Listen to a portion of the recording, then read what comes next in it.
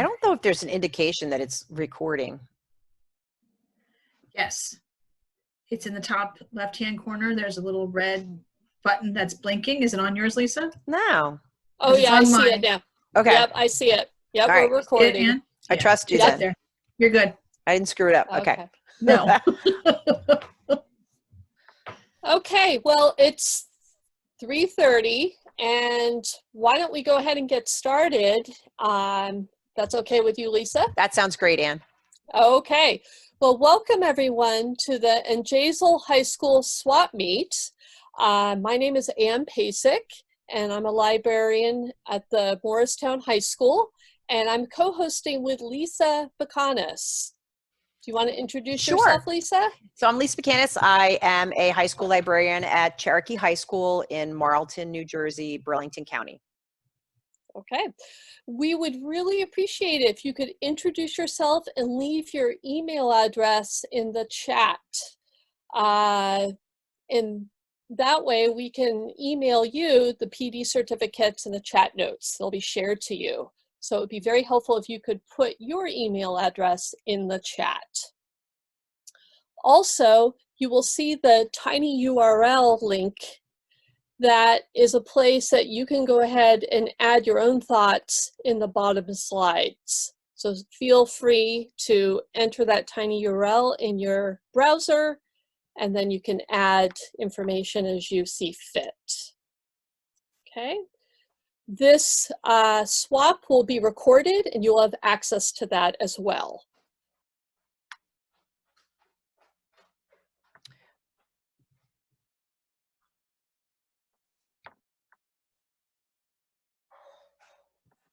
So you know what, I'm wondering if it's because I'm sharing my screen, but when I go under participants, I don't see the chat. Do you guys see each other in the chat?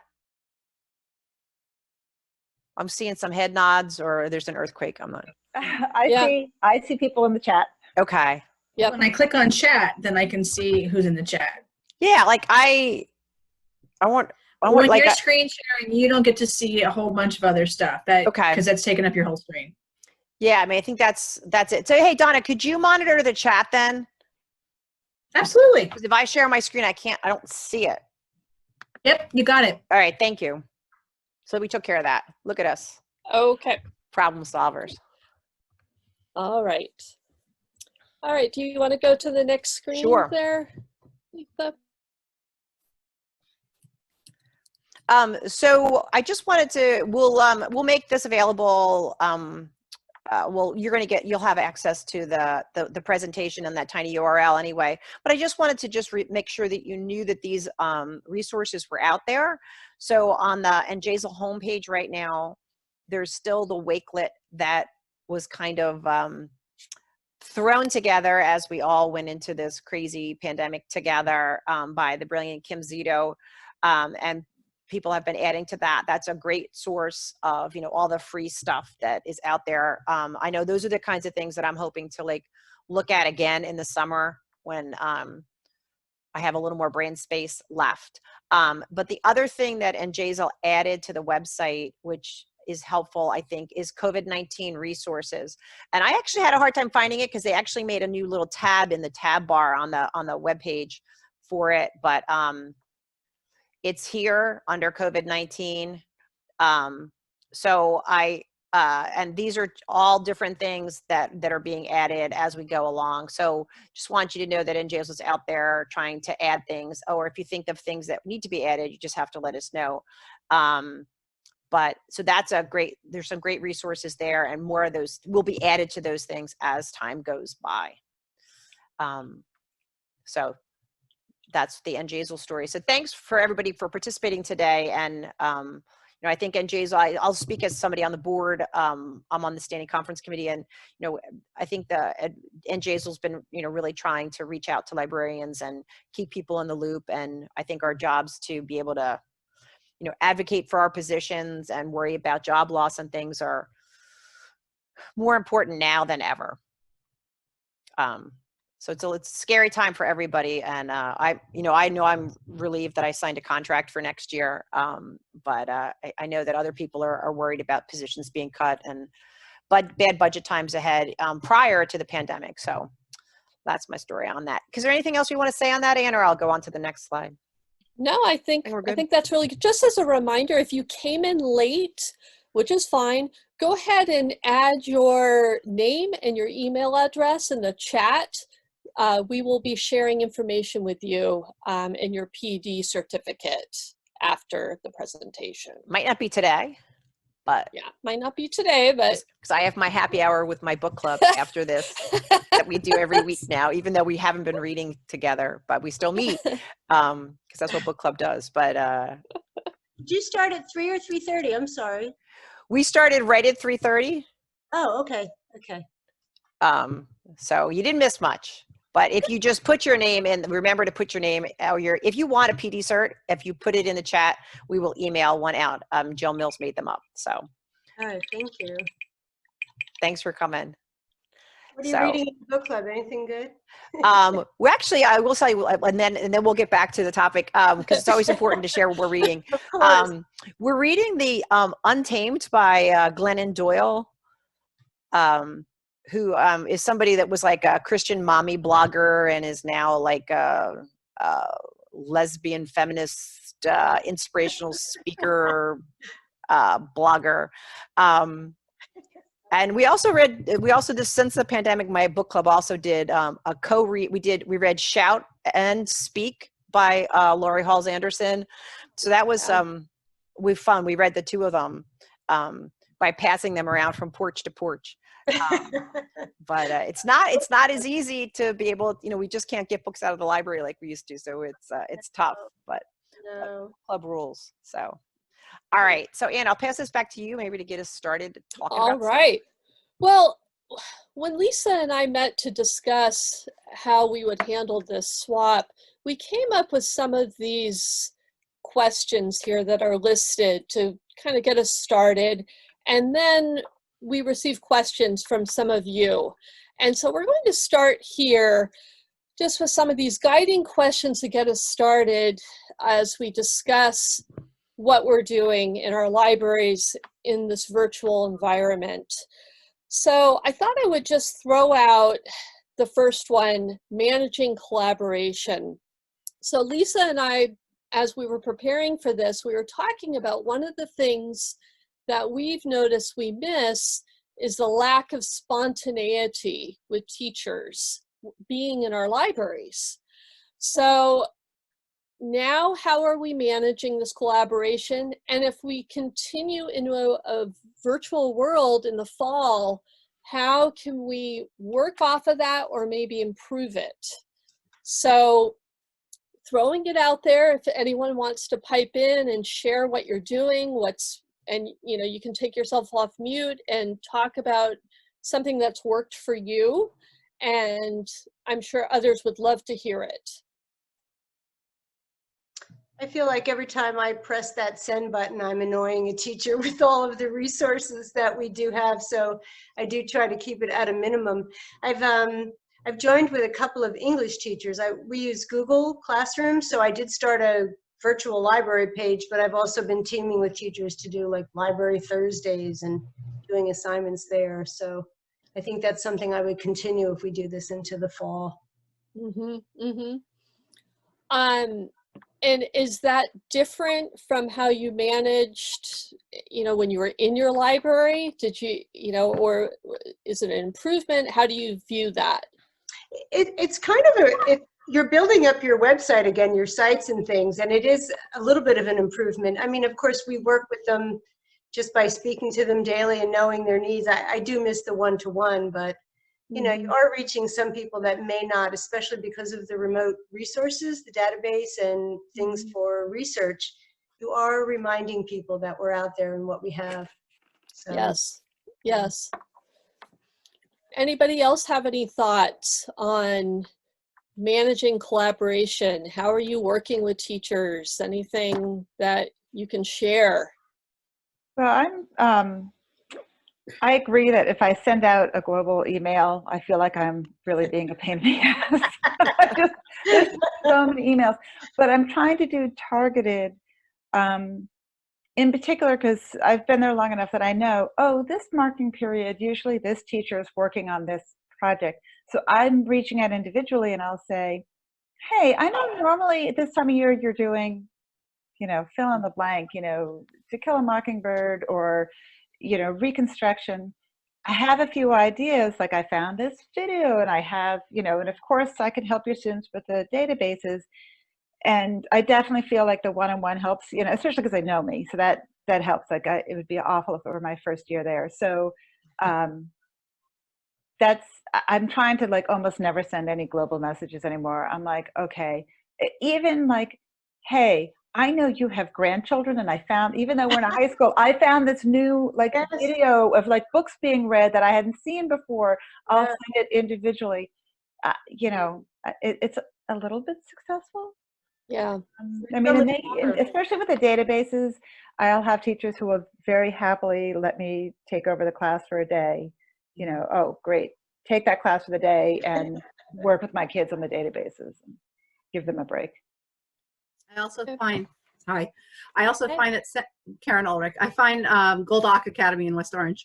I also find that targeting towards department chairs can be helpful, because then they can get it out to their departments and you're only bugging kind of one person per department instead of everybody. Right. And they may have a better sense of what's actually, like how the curriculum's been adjusted within their department on who will find that useful. I'd like to piggyback on that, actually. Margaret from Newark, how are you? Hi.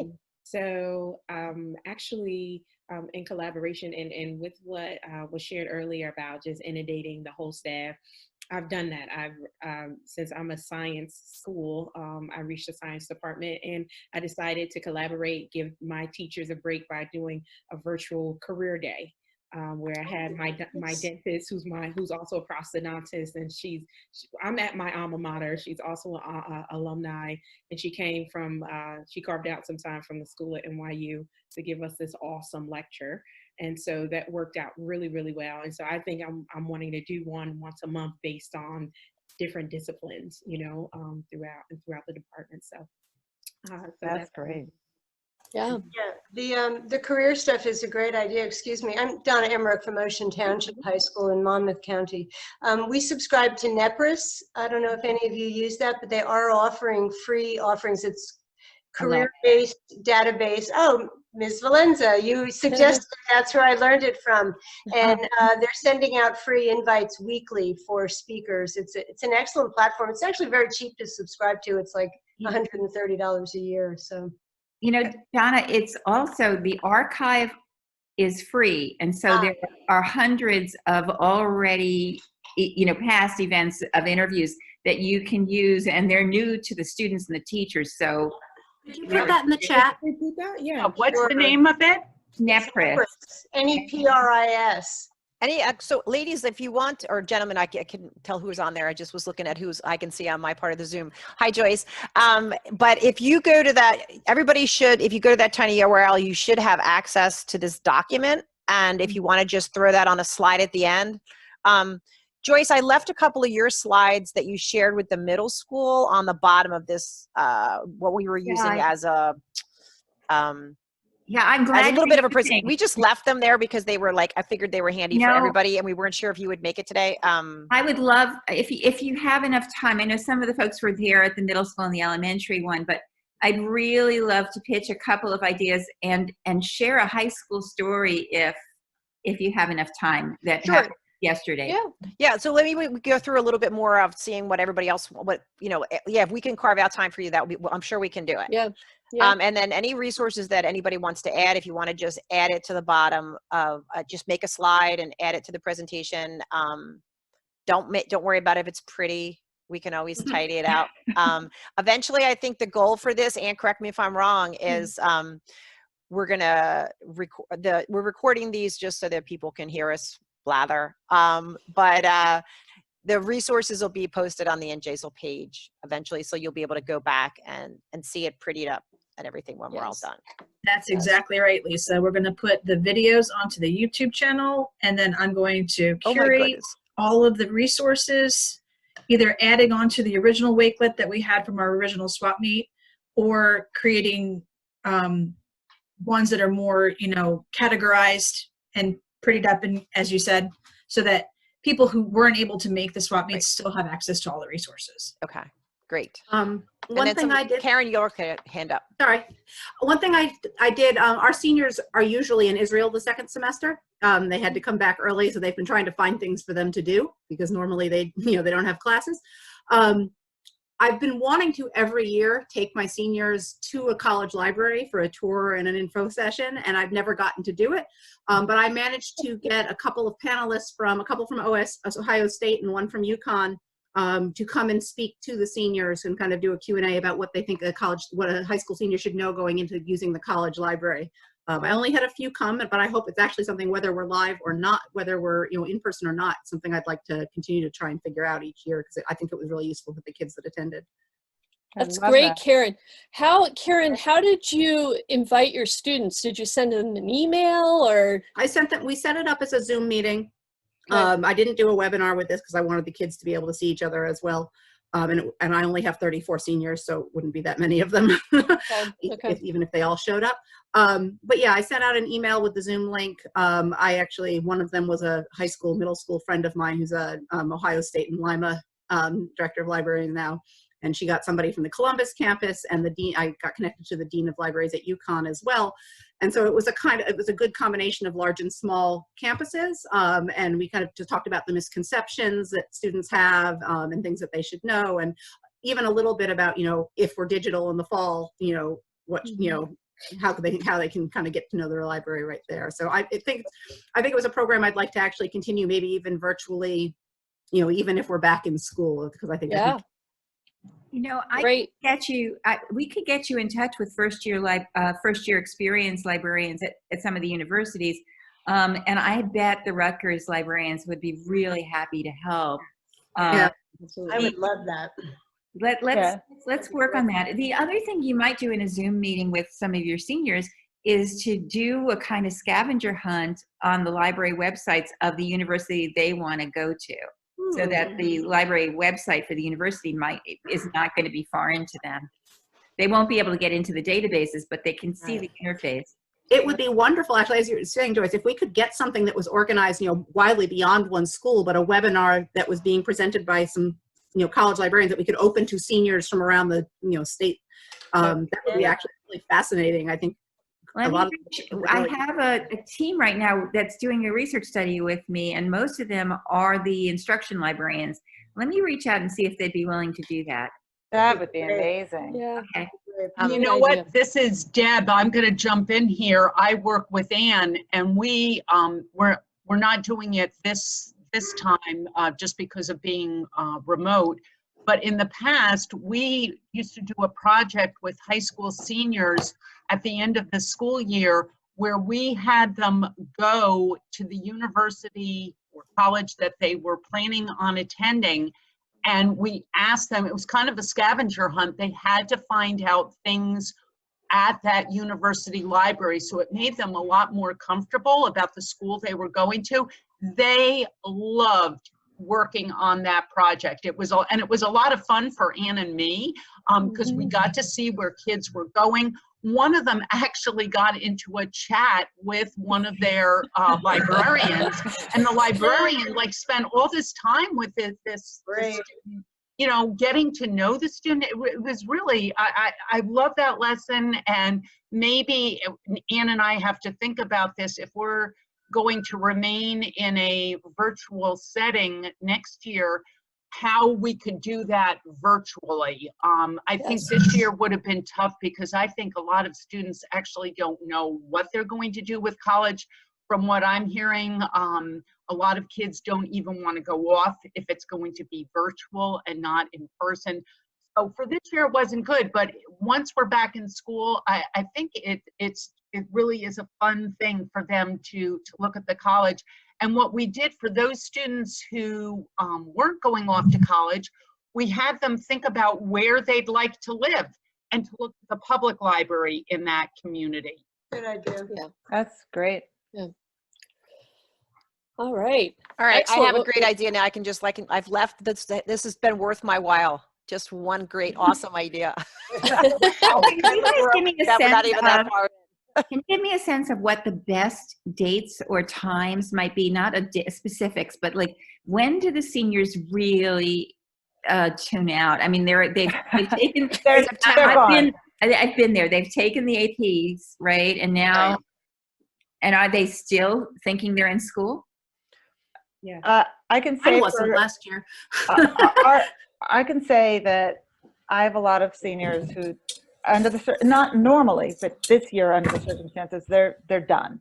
Yeah. And we're struggling with really good students who are almost choosing to fail because they're having such a hard time with this online thing. So, like, I'm writing down a ton of ideas. I'm so excited about doing like this college scavenger hunt. I could probably do that with my AP students, and that's it. You know, we could do this as an escape room. That would be Yeah. I'd like to jump in. This is Lisa Krause. I actually have a daughter who is a senior who is completely checked out. Wow. She is over it. She actually did the math and what grade she has to get to at least pass, and she's doing nothing more.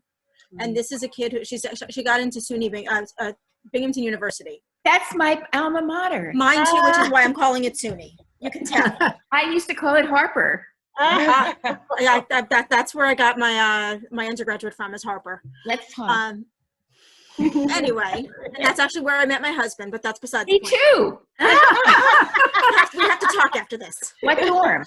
Who said that? Was that Joyce? It's college in the woods? Yeah, my husband lives in College in the Woods. I live in Newing and Hinman.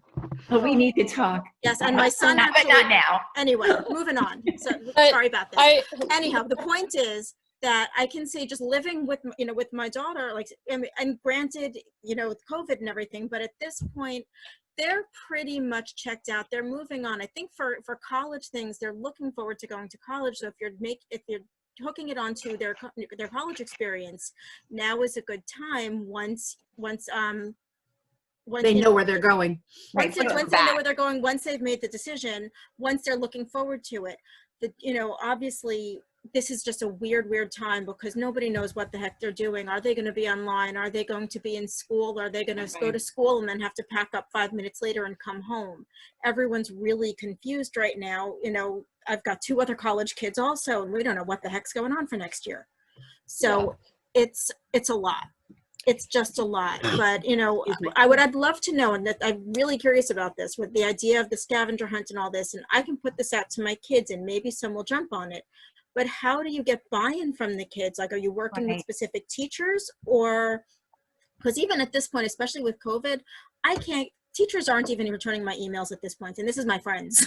Right. Well, if I set something up with these academic librarians, I kind of want to make sure we get a few kids. That's why I'm worried about it. I think we have to wait. I think Joyce on that. I think that's for next year. Like, yeah, it's definitely nobody's doing anything else this year. I could just speak for my school, which is a fairly high performing, large, reasonably affluent Burlington County high school. Teachers are lucky if they're getting 50% participation. And there's kids that we have not heard from at all. So, and I'm like, so I have great empathy for anybody that works in a school that isn't as lucky to live where we are or have what we have. But I think that participation rates are just, so I think, well, maybe we need to move on for is this year's done. Right. And maybe thoughts on the fall. What do you think, Anne, about? Yeah, I think these are great ideas for what we can do. Like, I would love to do these things next fall, next spring, when I'm hopefully seeing people. Well, I think one of the things that comes out of all of this is that there's ways of using this technology, even when we are back in person, that can reach people that we wouldn't have reached otherwise. Like a program like this where we're working with instruction librarians aiming at the seniors. If that's something, whether it's within one school or if it's something bigger where we open it up to, this is something, that seniors around the state might find fascinating, and it's become something kind of a focus point sort of thing for seniors towards after they've gotten into college, as making all of us more visible of here's your next step. I think it's a great idea. It's a good collaboration. And I think it would really ease the transition. And it's not a lot of work if we do it virtually. We don't have to Absolutely. get buses or anything. Right. And we can pull people along with Rutgers. We could pull people from, we all have connections to academic librarians that we know, right? Well, I know Rebecca Bushby has done this with Eva Elliott a number of times. They've done taking them to the College of, I'm sorry, I'm blanking out. Yeah, the College of New Jersey. Right, but we could pull librarians from across the country so that people would really get a sense of, different experiences in different places as well. And I love a good project. Let's do it. Yeah. All right. So moving ahead, one thing that's come up in our district is ordering for next year. What are you seeing from your administration looking ahead? Are you ordering print? Are you ordering only electronic? Are you shifting? What are your thoughts on this? I was just told today in a meeting, this is again Lisa Krause, I'm in Union High School, and we were told after a long conversation about it, only do online, don't even buy supplies, because as it stands right now, kids are not going to be allowed into the library at all. They will not even be allowed to walk into the library. So supplies are out. We don't need tissues. We don't need anything. For only this year, only electronics. Maybe hold something in reserve. We'll see. I don't know. But for now, it's online or nothing. Wow. I just got off a Zoom call with my CFO. Actually, we were talking about this as well, and that at the moment, taking my, adding that I have the go ahead to, and again, small private school, the go ahead to look at additional electronic databases that we haven't subscribed to in the past, and to hold off on print because we don't know how much it'll get used this year. And to look at, beefing up the electronic resources for this year, recognizing there's a good chance, that even if we're in the building, access to the materials may be very limited. Wow. If that happens, Karen, can you guys get together and make a consortium purchase if everybody's looking in that direction? I don't know. Well, there's through Mackin, there's a consortium. There's also, this is Sheila from the Morris County VOTEC. I use Overdrive at a very, very small library. And Overdrive has a North Jersey consortium. And I believe the Mackin one is also out of Pennsylvania. But the only problem with the consortium is that I have my own Overdrive account. And the wait time was so long that I could put, because I was considering putting some of my extra money into that and keeping my own. And the wait for books is very, very long on the consortium. Sora? Yes, yes. But I was thinking not of Overdrive, but the research databases. Mm-hmm. Well, we have the ones we get through InfoLink and, and through the state. I don't know whether or not we could get for some of the other ones. Now, like EBSCO is giving you all their books for free till the end of the school year. That's so right. Those kind of things. It is I just tossed those off to middle schoolers who are doing an earthquakes project. The academic ebook. The other thing that I think a lot of people are unaware of is the geolocation links. How many of you are using those? Geolocation? What geolocation link? At the bottom of the Jersey Clicks page, where they go into all the available EBSCO databases, every one of them, if you change the URL that you have on your website, there's no password required. There are no barriers. Oh yeah, we've got that. in the school though, right? No, in New Jersey. If in the state of New Jersey. If you are sitting anywhere in New Jersey, it's not IP authentication. It's just, are you in the state? Wow. Oh no, I wasn't aware of that. If you call up not EBSCO, if you call up the state library, Joyce, who is? Do you remember offhand the contact? I can't think. Can I just say that, having done this for 40 years, call EBSCO and have them give you not only the geolocation links but the buttons. They'll give you everything. And they'll give you the stuff. See, the thing is that Jersey Clicks does not yet, I'm not sure if they list the new freebies that EBSCO gave us. But your rep will do this work for you. But what I'm furious about is this has been going on for 5 years and we haven't pushed that information out to people. And that makes once kids hit a barrier and they have to go get the password list, it's a barrier, and it's a barrier for parents as well. And the teachers, those 3 databases that are available for educators are available with the geolocation links. And I went crazy getting them on the library is open page because it's just, people aren't familiar with that. but they're really, it's great. I want to be able to prototype a high school if this continues. Yeah. No, that's well, huge. Joyce, you're welcome to use my library as a you know, as your guinea pig. I can't see who's come speaking. on over to Union. We'll Oh, okay. I'd love to play. I will be happy for any help. Sure, I'd love to play. I mean, unfortunately, we need to reinvent ourselves this year.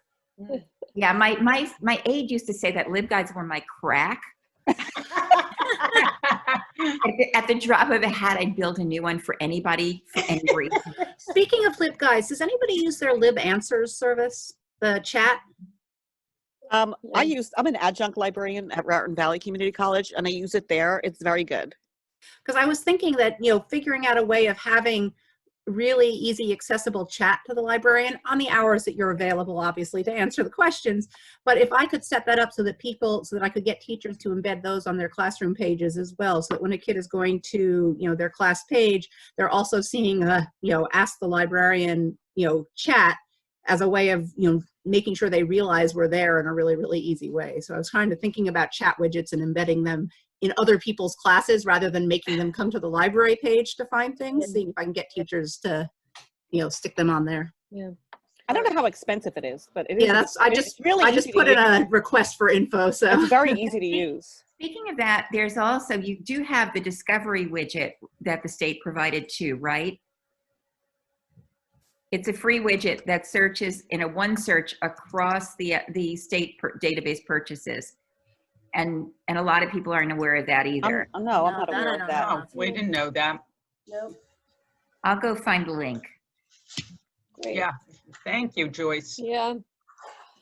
Okay, now we're going to move on to the next page of our presentation, where many of you submitted questions. And I think one question that's on everyone's minds is the managing of the return of books.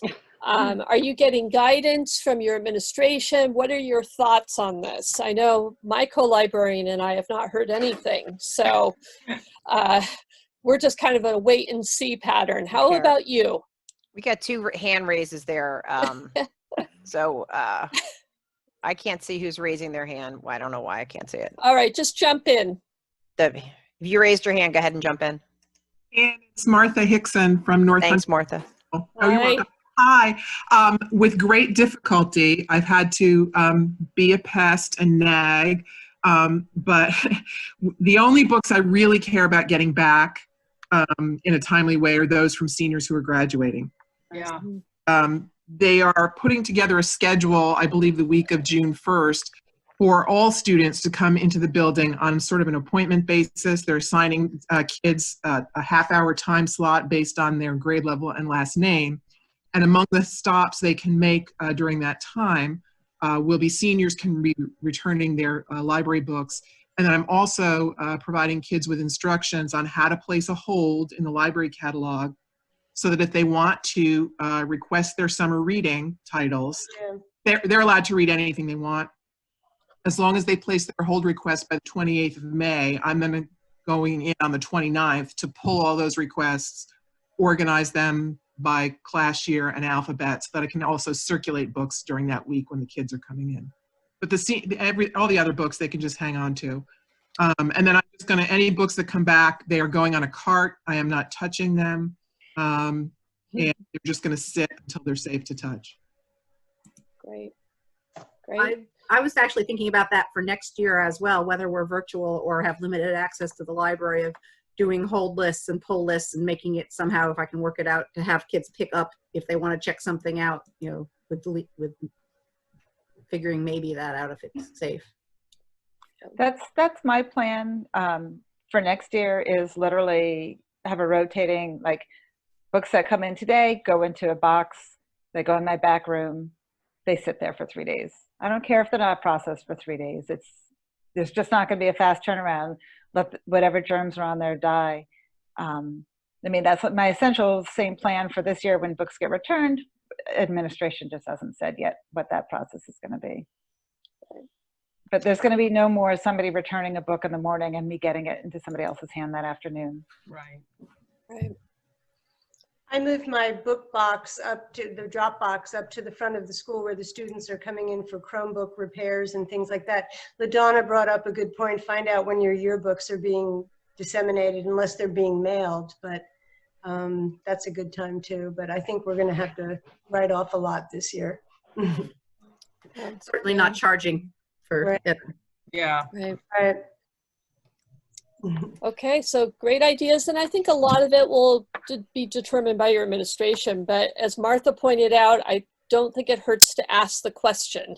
And I'm going to let you ask the question. I'm not asking the question. Just in case the administration is looking for solutions, take a look at the Top Cats documents I put in the chat and ALA documents, because there are some serious documents that might guide school districts as well. Great.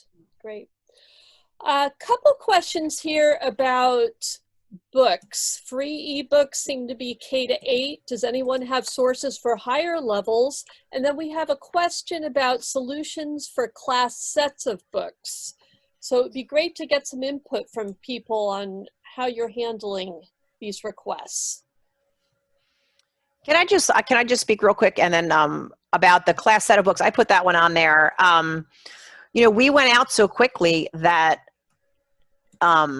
my English department didn't do like, and then next month you're going to read Hamlet. Here's a copy of Hamlet. And then after that, we're going to read X, Y, and Z and take a copy of that too, where other schools in my district did do that, like rob the book room and send the books home with kids. And it really caused, it's a lot of, there's no way that I could find, you know, electronic multi-user versions of anything that we needed in class other than, you know, like they could go to Folger's, you know, they could get the Folger's PDF of Shakespeare. So I think like next year, if we start back, I feel like, how are you, you know, even if like, how are we planning for that? So let's see I know there's a couple of hands raised that I can't seem to see right now. So maybe, Ann, can you see who's got a hand up? No, I can't see. Martha's hand is up again. Go ahead, Martha. Okay, Martha. I've already put out a Google form to my English department to make sure that I have a list of all the works they plan on teaching next year and how many students they expect to use each work, so that I can spend the summer doing the kind of legwork that you're talking about to make sure that I have access to digital copies. Of course, all the classics you can find fairly readily, you know, in public domain. But in the others, the more contemporary stuff, Overdrive, if you're an Overdrive user, allows you to purchase class sets for selected titles, not everything. And it's almost like a rental basis. They're fairly inexpensive, you know, in the $2 per student range for about a month's or 2 months' time. It is one-to-one though, so you're buying a copy for every student to use during that time, but that's something to look into, is the Overdrive product. Because that's a good point, because I think the other places that we normally go for ebooks, like some people use Mackin or Follett, there are just not multi-user versions of the books that I know that we use in our curriculum available. They just don't exist. So that's a good. Sheila has her hand raised for this one. Yeah, I've used the class sets. It's an issue like if you have like 200 students, say in a grade, or 400, that like this English class is reading this book, so you might need it longer than the 2 or 3 months. So it becomes, and then you have to get them for the different students, and some of the students need them longer than a month, or so it is available. I've tried it. It does work. The kids like physical books, so I never really got into it, but in this situation, maybe we'll go back to it. Yeah, and I think we were put into a tough position. Think about it. When we left, we thought it was just for a few weeks. So teachers weren't able to prepare. So it was kind of a different situation. I think going into the fall will be different.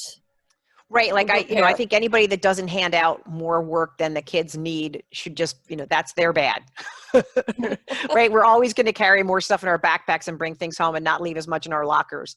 Right. But I know my administrator thinks that I should just be able to wave a wand and get a class set of something, and I'm like, well, that just doesn't exist. No, it does exist on Overdrive. It's just but it like becomes more expensive. right. because Oh, you need it he for- wants them for free. No. Yeah. and like we don't like, and he doesn't want there to be any tech issues with somebody trying to set that up either. Karen, you had your hand up. And excuse me, real quick on the Overdrive, didn't one of the administrators tell us that they could get class sets and it wasn't an additional price? I seem to remember like it was like this like phenomenal like deal. Like it They have some, right now they have some free, certain books free for everyone, but you can get class sets. They are cheaper than buying the regular book. Right. Okay. I saw that. Sorry. It's okay. I saw that Joyce put the archive.org up in the chat. That's the Universal School Library. It's a branch of the archive. But there's been so much back and forth over the copyright and the fair use of it. Karen, that's the National Emergency Digital Library. This is the Universal School Library. Let me share screen if you don't mind for a second. Oh, I can't. Or I'll stop. You can go ahead, Joyce. This is based on. Oh my gosh, controlled digital lending, and so there is a limited number of borrows, but I don't know how many there are available. So this is done with the Global Book Project, and these were books selected for high school, and you may recognize some books that might be on your reading list, for instance, American Born Chinese, and I can borrow that right now and read it online and then just go through this book. Of course, this might be the moment to say, hey, let's read some public domain stuff. But in a pinch, this is not so terrible. And the other thing and actually that National Emergency Library, this was the emergency I had this morning. I had a colleague who had an AP emergency who needed salaries of African-American workers. And I knew immediately which book it was going to be. And I knew it was going to be both in Working Americans, the Gray House publication. And I also knew it was going to be in The Value of a Dollar. Boom. I mean, I don't know that I'd push these books because of controversy, but to answer that as a reference question and point the student to that individual book to get that reference information, this book opened immediately, and so did Value of a Dollar. And these are really expensive sets that it was killing my colleague because she knew exactly where they were. She couldn't get to the library and the project was due. And look at all these reference books. Joyce, they have films as well, don't they? Oh God, yeah, they have. Yeah. That's the tip of the iceberg. Yeah, we have a film class in our high school, and she's been using a lot of the black and whites and things there. So, newsreels, and then I agree that putting it up there as a link for students feels a little iffy. But the controlled digital lending is you own. This is my list of like free books. But you own the book. The reason they have it, they own it, and they can lend as many copies as they physically scanned. So somebody actually purchased the book before it was put up in this case. So I'm sorry, not this one, but in the Universal School Library, that's the case. The CD. Yeah, the other one feels more iffy in terms of like just sharing it out widely. Perhaps. Yeah. Yeah. But this one, there is the CD. You can read about the CDL. Okay. Great, thank you. Stop sharing.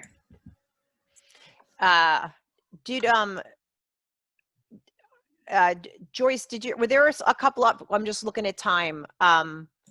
It's about 1:15. Did you have a couple of other things that you wanted to pitch to us while we're here? Yeah, if you could bring the slide deck up very quickly. Actually, maybe I can just share one thing first. That's okay. I'm driving you crazy. I know that. That's okay. We have the power to just knock you off this thing if we have to. I'm only kidding. I just thought, let's see. It was in my blog today. You know what? I'm going to stop sharing. If you could bring the thing up, because I think it'll waste too much time. Okay, so I'm going to share my screen. When I was on with the middle school students, when I was on with the elementary librarians on Monday or Tuesday, it occurred to me. Oh, the slide is there. Just go through the slides. I'll talk really fast. this is just, it's not so much for for high school, but you know, I was going crazy thinking about how we could create a prototype to make sure that everybody had a library website. And so I was looking at this trend towards using Bitmoji scenes and creating them in Google Slides. And so this is a way to create a multi-layer library if you can't afford LibGuides. And some of you who were there at the middle school thing heard me say this yesterday. So it's basically a Google slide. You can make a copy, keep it in your own drive, and just change any of the things that are there. And if you look at the blog post is all hyperlinked, and you can see loads of examples of how other educators and librarians are using this strategy to create websites on the fly. And then and that's my daughter's, she's an art teacher. And I'm so proud of her. Anyway, if you go down to the next one, then it really occurred to me, Beth Rath and I were talking about this, and if anybody's been a student in my classes, you know that I'm big on annual reports. But now more than ever, that annual report is so important, even if it's only a one-pager. People need to know what you did between March and June. And I'm sorry, but I feel passionate about this. You're probably going to be the only one writing a report in your entire district.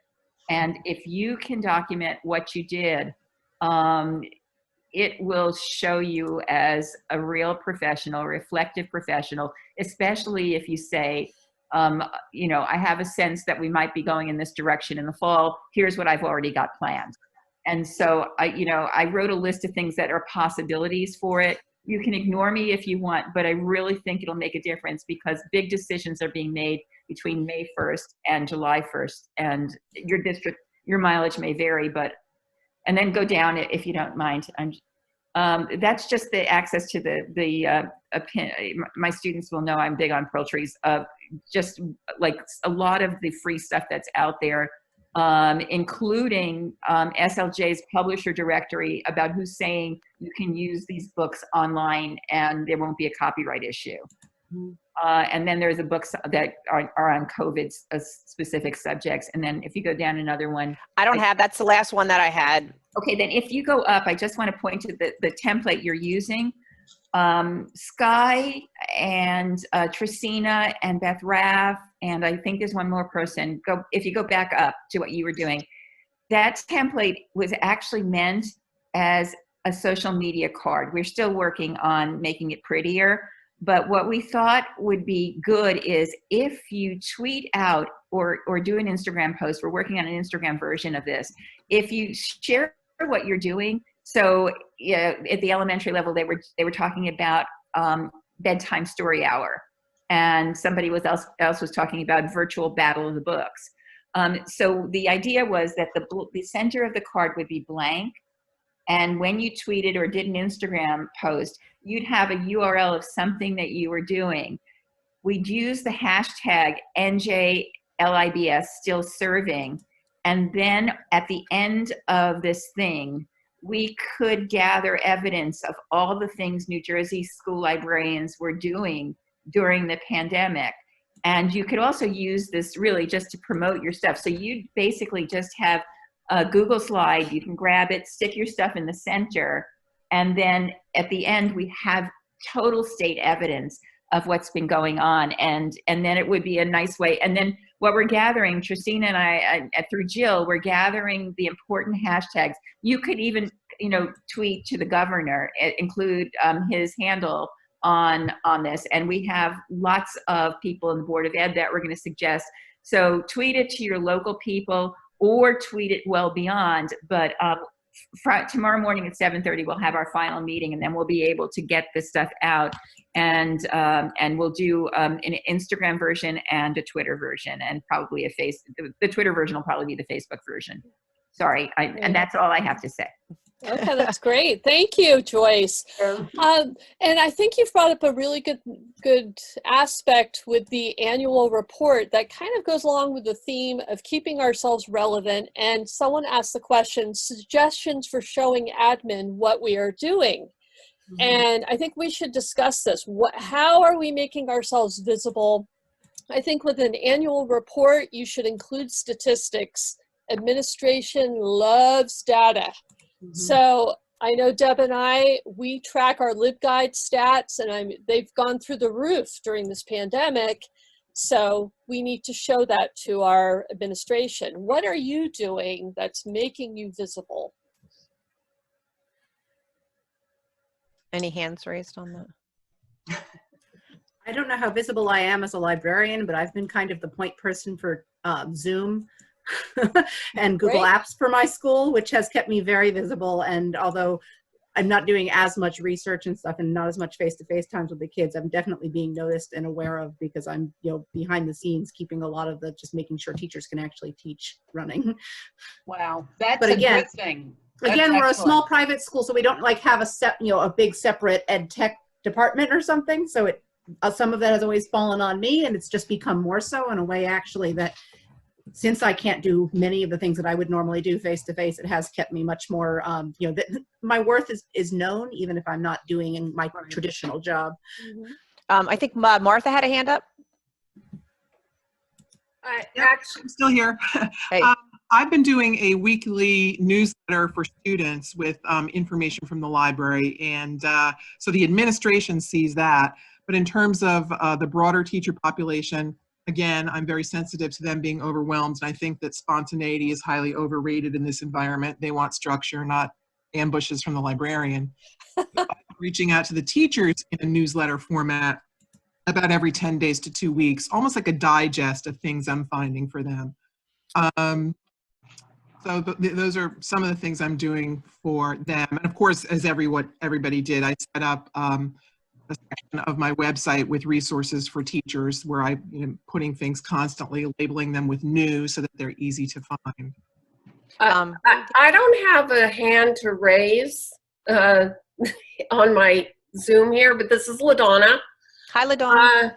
I've been invited to so many Google classrooms as a co-teacher, and so I had to actually write things down manually on a schedule so that I could actually schedule classes and be in the classroom with the teachers as a co-teacher.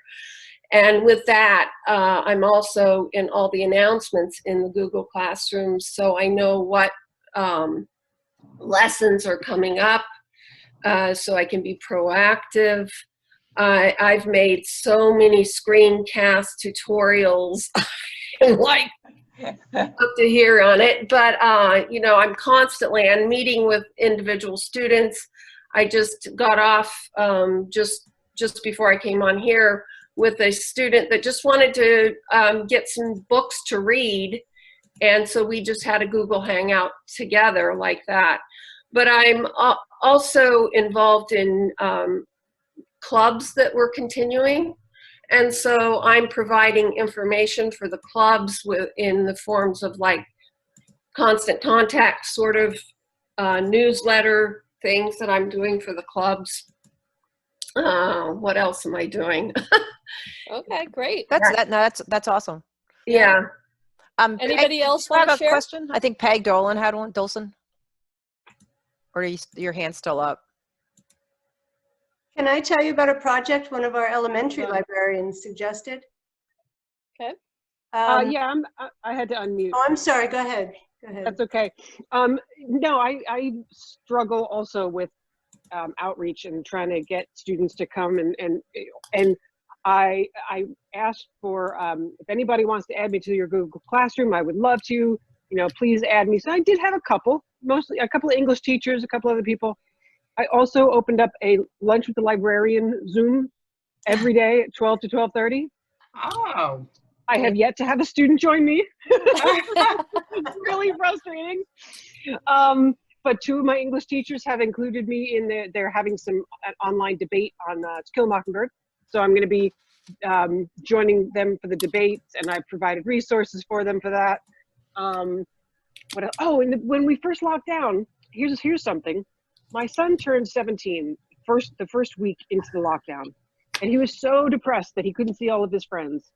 And of course, as you all know, when we see things going on with our own kids, oftentimes that translates into what we do for our students, right?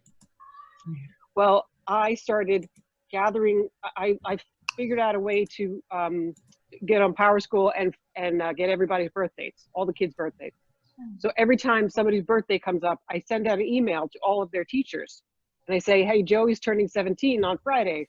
So that way all the teachers can bombard the kid with birthday wishes. Oh, that's lovely. I think teachers and the principal really like that idea.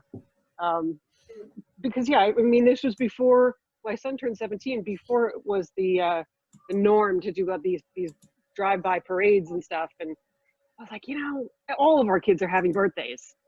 You know, there's going to be a lot of birthdays in lockdown. So I'm trying to and the other thing is I send out, I've been sending out a weekly virtual learning newsletter kind of thing. And it's really just 5 or 6 different resources that are applicable to lots of different teachers.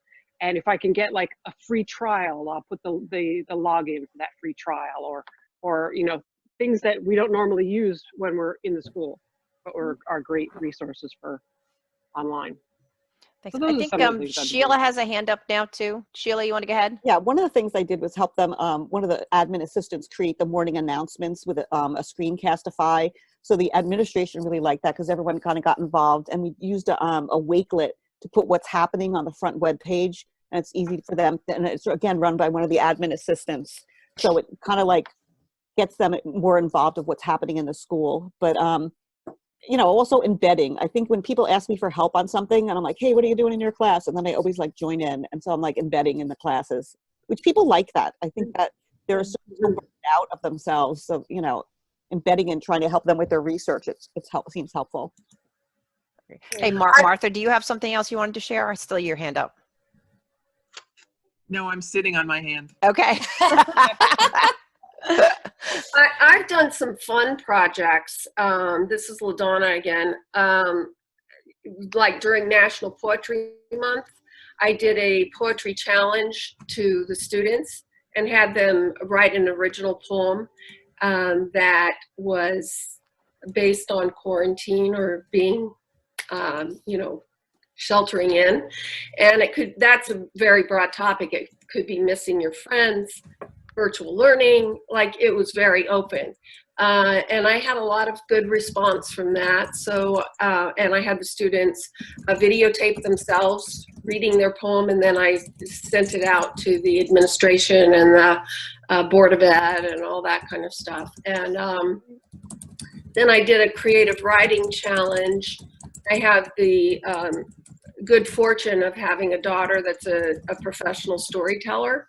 So I had her do a story that she performed, she videotaped it, performed it, and left off the ending.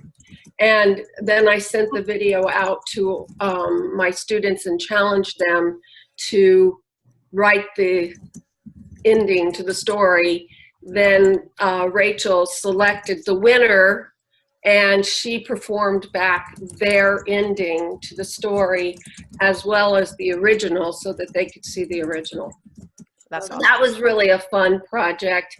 And I currently have a project going on now of MHS bestsellers list. Instead of the New York Times bestsellers list, it's our list. And I'm just having students and teachers take selfies of the best books that they've read for fun during quarantine. So, and it's simply a selfie, and then I'm going to make a montage that's going to be sort of a end of the year celebration of all the reading material that people have read.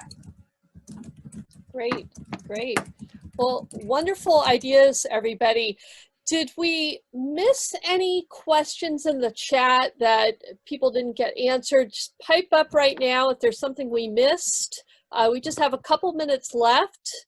So if you have something that wasn't answered, go ahead. No, it was hard, and I was trying to watch the chat and take notes, like best book, Lunch with Library, Overdrive.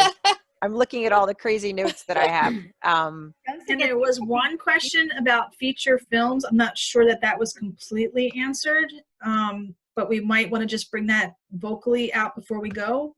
Okay. So if you had that question, can you ask it again? Oh, I'll have to get off of my hand. It was me, Martha. A lot of my teachers, and I'm going to use the word teachers loosely because sometimes I feel like I'm walking into a multiplex when I go to classrooms, rely very heavily on feature films for, and I'll use this word loosely too, instruction. And they have been emailing me saying, where can I get, you know, what's Eating Gilbert Grape? Fortunately, that one was streaming on Crackle for free. But so I'm looking for ways to get them feature films, and I'm bumping into dead ends. Anyone have any ideas? There's a lot of excerpts and bad renditions on YouTube, but I've been trying to encourage the teachers to just teach the major scenes rather than having kids watch 2.5 hours of movies. The public library Canopy is available in Monmouth County. Is that available? I'm out here in Hunterdon County where we have nothing. Yeah. I know by us, we have teachers that are having kids watch things on Netflix, and I think people do not, I mean, the equity there, I mean, not everybody has it, and even if kids report that they have these things available to them, we don't really know whether they have that, or if they're reporting truthfully or not. So I feel like that's a real not good way to manage your classroom. Does it get tricky in terms of like face-to-face instruction if we're doing it this way and using feature films? I wonder about that. So I have a question about that with feature films. If a student is, okay, so let's say the teacher has found a link for a feature film that they want to show in their classroom, okay? But they're not going to show it in the classroom. They just give the link to the students and tell them to watch it on their own so they can discuss it in the classroom environment. What are the issues around that? Are there any? Well, some is equity in terms of do they have the time and the devices and stuff to do so? Well, I mean, you know, it's like a homework assignment, right, just like you have any other homework assignment. So but my question is it ethically okay to do it that way? Yes, as long as it's instruction. It's not for entertainment. As long as it's connected to instruction, you're covered. But if they found that link off some odd bootleg site that isn't an actual legal copy of the movie. Yeah, you should give them a non-bootleg link. Yeah, and viruses too. Yeah. The thing is like we can't always monitor that either because we may not be privy to the fact that the teacher is maybe doing that even. So, I mean, the only way we would know is if the teacher has approached us for that information. Right.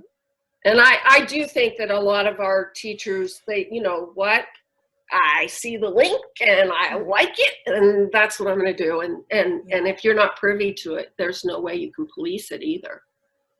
Right, right. It'd be great if they consulted with us and said, I need to get this concept and like here, let's brainstorm some potential films that are available. Right.